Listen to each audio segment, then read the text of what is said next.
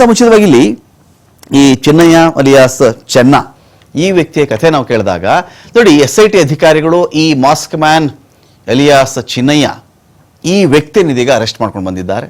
Exclusive ವಿಚಾರಗಳು ಬೇಕಾದಷ್ಟು ಇರಬಹುದು ಇವನು ಹೇಳುವಂತಹದ್ದು. 2 ವರ್ಷಗಳ ಕಾಲ ಇದೇ ಚಿನ್ನಯ್ಯ ತಮಿಳುನಾಡಲ್ಲಿದ್ದ. ಇವನು ಚಿಕ್ಕರಸಿ ಪಾಳ್ಯದ ಬಳಿಯಲ್ಲಿ ಫ್ಯಾಕ್ಟರಿಯಲ್ಲಿ ಕೆಲಸ ಮಾಡ್ತಿದ್ದಂಥ ವ್ಯಕ್ತಿ. ಮಾಸ್ಕ್ ಮ್ಯಾನ್ ಹಿಂದೆ ಧರ್ಮಸ್ಥಳ ಕೆಲಸ ಬಿಟ್ಟುಬಿಟ್ಟು ಇದೇ ಚಿನ್ನಯ್ಯ ಧರ್ಮಸ್ಥಳದಲ್ಲಿ ಮಾಡ್ತಾ ಇದ್ದಂಥ ಕೆಲಸವನ್ನ ಬಿಟ್ಟುಬಿಟ್ಟು ತಮಿಳುನಾಡಿಗೆ ಹೋಗಿದ್ದದ್ದು. ಬಳಿಕ ಆಮೇಲೆ ತಮಿಳುನಾಡಿಂದ ಸ್ವಲ್ಪ ವರ್ಷಗಳ ಕಾಲ ಕೆಲಸ ಮಾಡಿ ಆದ ಮೇಲೆ ಉಜಿರೆಗೆ ಬಂದು ಕೆಲಸ ಮಾಡ್ತಾ ಇದ್ದಂಥ ವ್ಯಕ್ತಿ. ಉಜಿರೆಗೆ ಬಂದು ಇಲ್ಲಿಯೂ ಕೂಡ ಸ್ವಚ್ಛತಾ ಕಾರ್ಮಿಕನ ಕೆಲಸವನ್ನ ಮಾಡ್ತಾ ಇದ್ದದ್ದು. ಧರ್ಮಸ್ಥಳದಲ್ಲಿಯೂ ಸ್ವಚ್ಛತಾ ಕಾರ್ಮಿಕ, ತಮಿಳುನಾಡಿಗೆ ಹೋದಾಗ ಏನು ಕೆಲಸವೋ ಸರಿಯಾಗಿ ಗೊತ್ತಿಲ್ಲ. ಉಜಿರೆಗೆ ಮತ್ತೆ ಬಂದ ಮೇಲೆ ಸ್ವಚ್ಛತಾ ಕಾರ್ಮಿಕನ ಕೆಲಸ ಮಾಡ್ತಾ ಇದ್ದದ್ದು. ಇದೇ ವೇಳೆ ಈ ವ್ಯಕ್ತಿಗೆ ಹಿಂದೆ ಒಂದು ತಂಡ ಇದೆ ಅಂತ ಹೇಳ್ತಾ ಇದ್ದಾರಲ್ಲ, ಆರೋಪಿಸಿದ್ದಾರಲ್ಲ, ಆ ತರದ ತಂಡ ಈತನ ಸಂಪರ್ಕಕ್ಕೆ ಬಂದಿದೆ ಅಂತ ಒಂದು ಆರೋಪ. ನಾವೇನನ್ನು TV5 ಕನ್ನಡ ಇದ್ರ ಬಗ್ಗೆ ನಾವೇನನ್ನು ಕೂಡ ಎನ್ಶೋರ್ ಮಾಡಿ ಹೇಳ್ತಾ ಇಲ್ಲ.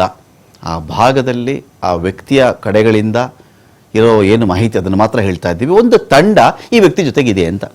ಯಾಕೆ ಅಂತ ಹೇಳಿದ್ರೆ ಈ ವ್ಯಕ್ತಿ ಈ ಥರ SIT ಕರೆದಾಗ ಬರೋದು, ಗುಂಡಿ ಸ್ಥಳಗಳನ್ನು ತೋರಿಸೋದು, ನಾನು ಮುಚ್ಚಿದ್ದೆ ಅಂತ ಹೇಳೋದು, ಅದಾದ ಮೇಲೆ ಯಾರು ಆಶ್ರಯಕ್ಕೆ ಮತ್ತೆ ವಾಪಸ್ ಹೋಗ್ತಿದ್ನಲ್ಲ ಅಲ್ಲಿ ಕೆಲವು ಜನ ಇದ್ರು.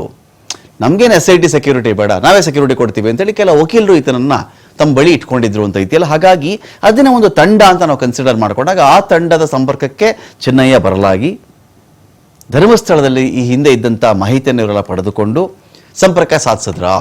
ಚಿನ್ನಯ್ಯ ಅಲಿಯಾಸ್ ಚಿನ್ನ ಸಂಪರ್ಕ ಮಾಡಿದಂಥ ತಂಡ ಇದ್ಯಾರಿದು, ಅವರೇನು ಮಾಹಿತಿ ನಿಲ್ಕೊಟ್ಟಿದ್ದಾರೆ. ಇದೀಗ ಆರೋಪಗಳೇನು ಬರ್ತಿದೆ ಅಂತ ಹೇಳಿದ್ರೆ ಹಣದ ಆಮಿಷವನ್ನು ಒಡ್ಡಿ ಸುಳ್ಳಿನ ಸರಮಾಲೆ ಸೃಷ್ಟಿ ಮಾಡಿದ್ರ ಇಲ್ಲಿ. ನೋಡಿ, ಈತನ ವ್ಯಾಸಂಗ ಪ್ರಮಾಣ ಪತ್ರ ಇದು.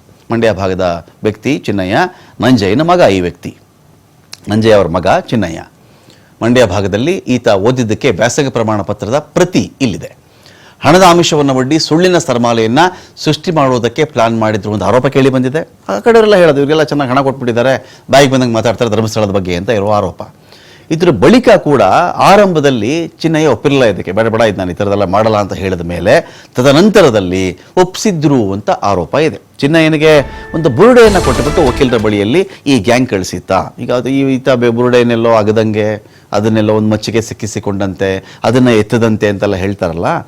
ಈ ಪ್ರಯೋಗಾರ್ಥವಾಗಿ ಈ ವೈದ್ಯಕೀಯ ಕಾಲೇಜುಗಳು ಅನೇಕ ಮನುಷ್ಯರ ದೇಹವನ್ನು ಬಳಸ್ತಾರೆ. ಅನಂತರದಲ್ಲಿ ಅದನ್ನು ಅವರು ಡಿಸ್ಪೋಸ್ ಕೂಡ ಮಾಡಬೇಕಾಗತ್ತೆ.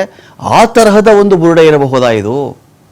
ಪ್ರಯೋಗಕ್ಕೆ ಬೇಕಲ್ಲ. ಕೆಲವರು ದಾನ ಕೊಡ್ತಾರೆ ಮೆಡಿಕಲ್ ಕಾಲೇಜುಗಳಿಗೆ, ನಾನು ಸತ್ತ ನಂತರ ನನ್ನ ದೇಹವನ್ನು ಈ ಥರ ದಾನ ಮಾಡ್ತೀನಿ, ದಾನಕ್ಕೆ ಬರೆದು ಬಿಡ್ತಾರೆ ಕೆಲವರು.